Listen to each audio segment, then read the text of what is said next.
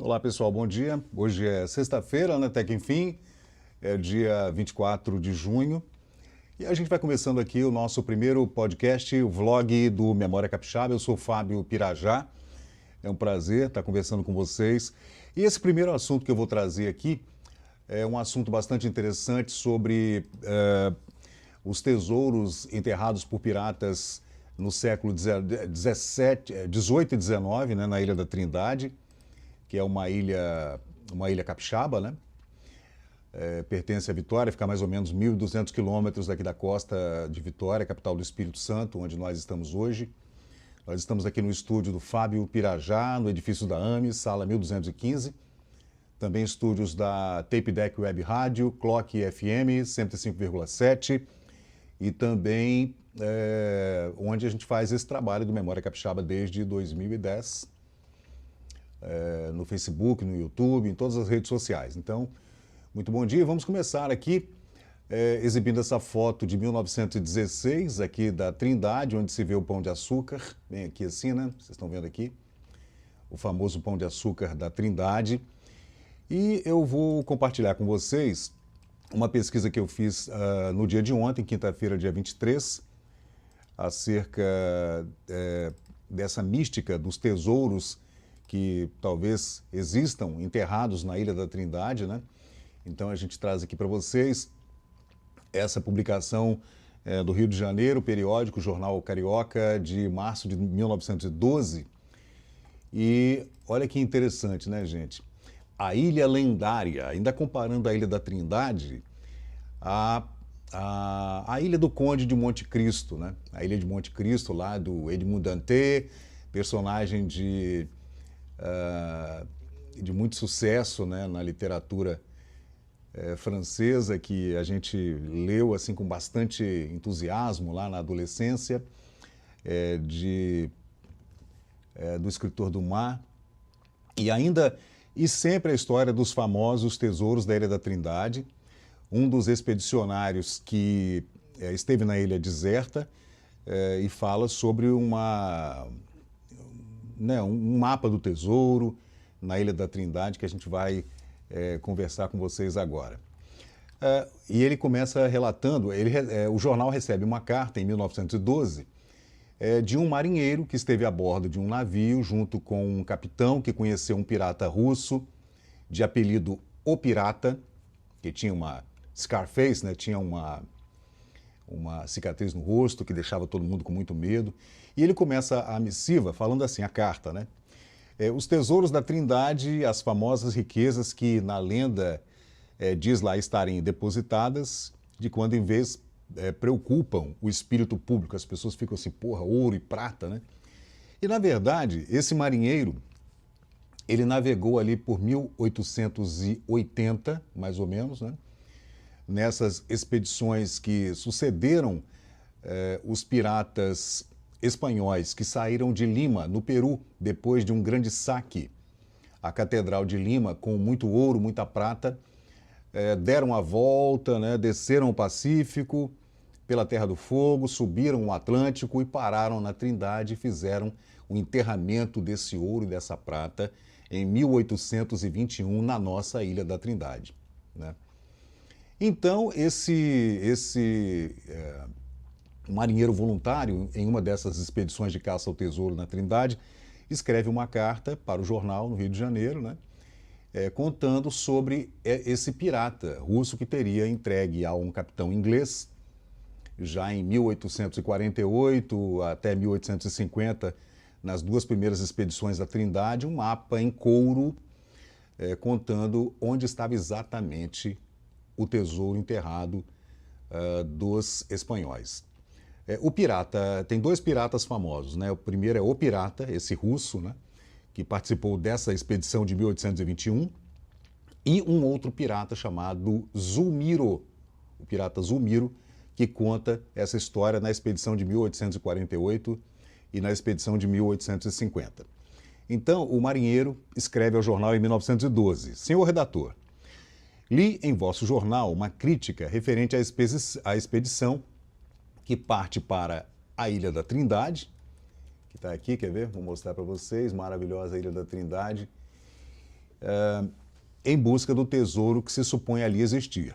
Eu peço-vos permissão para opor à mesma algumas considerações que espero tereis a bondade de publicar. Aí o marinheiro vai contando essa história que é muito interessante. Viajava para a China de 1848 a 1850, fazendo comércio de ópio. O capitão inglês, que ele não conta, né, não fala o nome do capitão inglês, que tinha um marinheiro russo a bordo, ótimo marinheiro, que sabia muito de navegação por estrelas, astrolábio, e ele manjava muito e era muito respeitado por esse capitão inglês. E ele foi muito bem tratado até o final da vida. E esse pirata, o russo, ele, no fim da vida, já em um hospital em Bombaim, na Índia, ele conta para o capitão inglês um segredo e entrega para ele um pergaminho em couro onde há um mapa do tesouro, o tesouro de 1821, enterrado na Trindade, tendo como principal marco da ilha o Pão de Açúcar famoso, que a gente vê aqui nessa fotografia de 1916, e essas expedições que aconteceram depois, né? E essas expedições de caça ao tesouro aconteceram entre 1848 e 1916. Você veja como essa coisa da caça ao tesouro mexe com o imaginário das pessoas, especialmente de marinheiros, empreiteiros, né? Pessoal que banca uma viagem dessa. Porque, lembrem-se, nessa época o mundo era muito liberal. Não havia reinados bancando expedições como antes, durante as grandes navegações e durante os séculos 17, 18, 19. Eram empreitadas mesmo, né? O empresário bancava com uns amigos uma empreitada, alugava um navio, contratava um capitão, o capitão contratava os marinheiros e o pessoal ia para importação, exportação, especiarias, etc., ópio, como disse aqui o marinheiro, e pronto. Se você tivesse lucro, oferisse lucro, você dividia com a tripulação, com o capitão, ainda pagava os investidores daquela empreitada, que chamava de empresa na época, né? De qualquer jeito, o pirata russo morreu em Bombaim e entregou para esse capitão inglês essa carta náutica, um mapa da Ilha da Trindade, dizendo onde estava o tesouro. Bom, o capitão, ele de Bombaim volta para a Inglaterra, passando novamente pela Trindade, mas não para na Trindade, porque ele não confiava na sua tripulação, né? Então ele não contou para ninguém. E a carta continua: tomando precauções para não ser ouvido por mais ninguém, entregou-lhe o pedaço de papel com a planta da Trindade e onde estava o tesouro de 1821 dos piratas espanhóis. Provinham estes, em grande parte, dos saques nas igrejas do Peru, especialmente na Catedral de Lima, por espanhóis fugitivos ao tempo da Guerra da Independência do Peru, e foram apreendidas no mar pelos piratas. Os piratas interceptaram um navio de fuga de espanhóis durante a Guerra do Peru, em Lima, de independência do Peru, e esses piratas roubaram essa carga, que devia estar voltando para a Espanha, né? E enterraram tudo na Trindade. Bom, e o pirata revelou a ele que o Pão de Açúcar seria o local de onde deveriam sair as expedições para resgatar o tesouro. Bom, aí a gente continua. Dos piratas de 1821, o russo era o único sobrevivente, porque os demais foram pouco a pouco sendo capturados e enforcados na ilha de Cuba, razão porque se considerava a única pessoa sabedora desse segredo. Então, antes de expirar, digamos assim, antes de morrer, ele deu ainda ao capitão outras indicações sobre o ponto em que foram enterrados os tesouros, estabelecendo um verdadeiro roteiro, exortando a que o capitão fosse buscá-lo. É legal também da gente analisar o português da época, né? Como era um português mais bonito, mais rebuscado, né? Na volta, o capitão doente, e não contando com a tripulação numerosa e dedicada, passou pela Trindade, como eu já falei, né? Voltou para a Inglaterra e ficou quieto, não contou nada para ninguém. Ao mesmo tempo, averiguações feitas nos arquivos de Cuba e Lima, no Peru, combinadas com diversos fatos da Guerra da Independência peruana e com singulares circunstâncias e notáveis coincidências de datas, corroboraram fortemente a narração do pirata que morreu na Índia.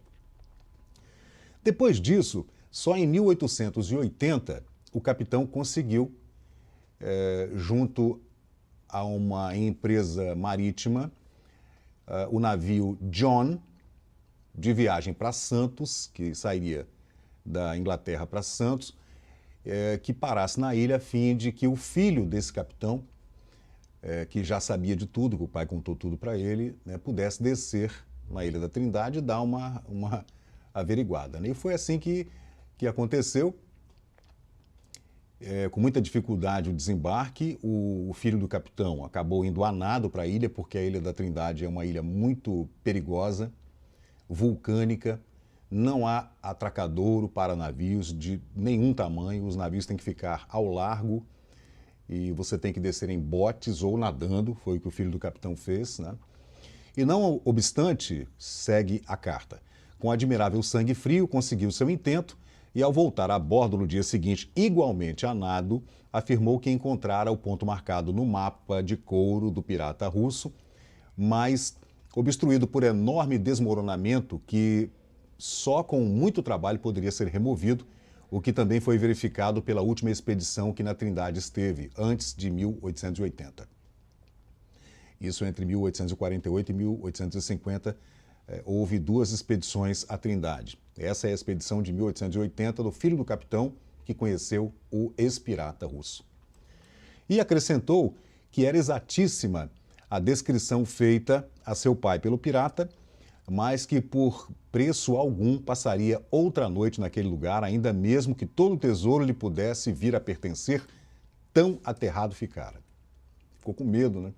Porque havia também muita superstição com relação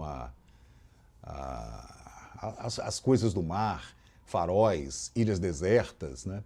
Esse aqui é um dos capitães de uma das expedições, dessa expedição de 1916, Frederico Vilar, e outros, né, tantos capitães que estiveram lá, né? A Trindade é cercada de mistérios há muitos anos, né? Martim Vaz também é um arquipélago que pertence aqui ao Espírito Santo, a cidade de Vitória, né? Então, em 1881, um advogado britânico chamado E.F. Knight, advogado londrino em viagem de recreio, ele passou alguns dias na Trindade, sabendo de toda a história, que a história espalhou-se, né, por Londres, pela Europa, passando também pelos perigos e dissabores por causa do desembarque e em terra, que descrevendo essa viagem diz em seu livro The Cruise of the Falcon. Falcon é o nome do navio em que o advogado britânico esteve lá em 1881, um ano depois do filho do capitão. Então, ele, que por motivo algum, poria novamente os pés na semelhante ilha. Pois bem, tendo conhecimento da história do tesouro por um dos expedicionários do navio Áurea, fez diversas pesquisas pessoais e convenceu-se tanto de sua veracidade que, apesar do solene protesto feito 10 anos atrás, organizou outra expedição em 1889 até 1890, uma importante expedição, e voltou a bordo do iate Alerte, que ele comprou especificamente para fazer essa viagem para a Trindade, né? E conta isso no livro dele, o que foi que aconteceu. A imprensa inglesa já estava entusiasmada, né, com a volta do Alerte, com o advogado E.F. Knight. Ele teve tanto sucesso na empreitada que ele levou vários tripulantes. Ele levou 13 tripulantes. 9 tripulantes foram por voluntários, foram pagando. Cada um pagou 100 libras para estar no navio, no Alerte, junto com o advogado inglês, sendo que se eles encontrassem o tesouro, claro que eles iam depois dividir, né? E lá desembarcaram, após paciente espera de dias por uma ocasião menos desfavorável e levando consigo tendas, provisões abundantes, instrumentos, estabeleceram um acampamento relativamente confortável iniciando os trabalhos de escavação que duraram 3 meses. O advogado fez uma empreitada de 3 meses na Trindade. Bom, aí a carta segue.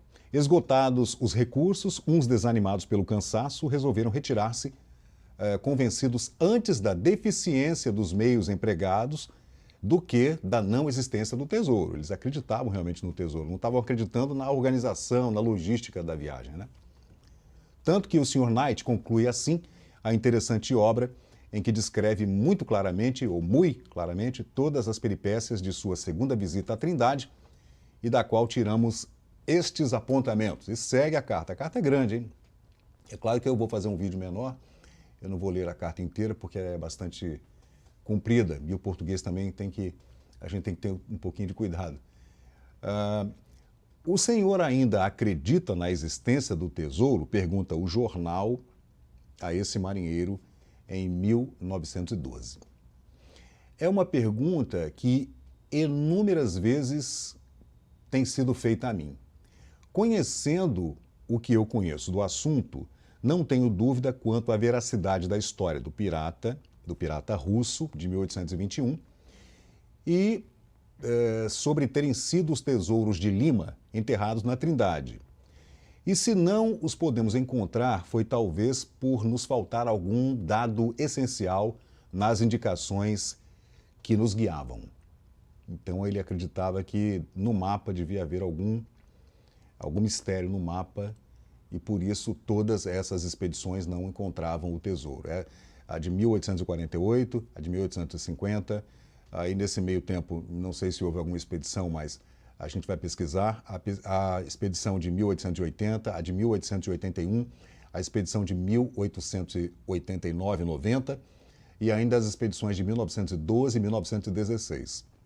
Depois a Trindade virou um ponto estratégico no Atlântico e também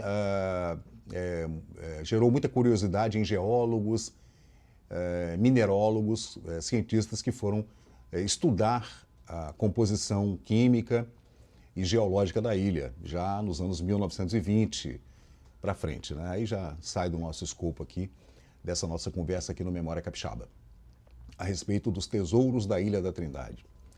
Os jornais chamavam a nova ilha de Monte Cristo, né? Isso já em 1912, né? Esse período é anterior ao afundamento do Titanic, hein? Vale lembrar que alguns meses antes do afundamento do Titanic. Bom, em outro ponto, o marinheiro escreve o mesmo autor referindo-se a outras igualmente infrutíferas expedições de americanos posteriores à sua. Olha que interessante. Americanos também estiveram na Trindade. A perda de homens e botes pelos animais e moléstias e numerosos perigos abateram os exploradores que abandonaram a ilha antes de empreender qualquer pesquisa séria, você vê eles.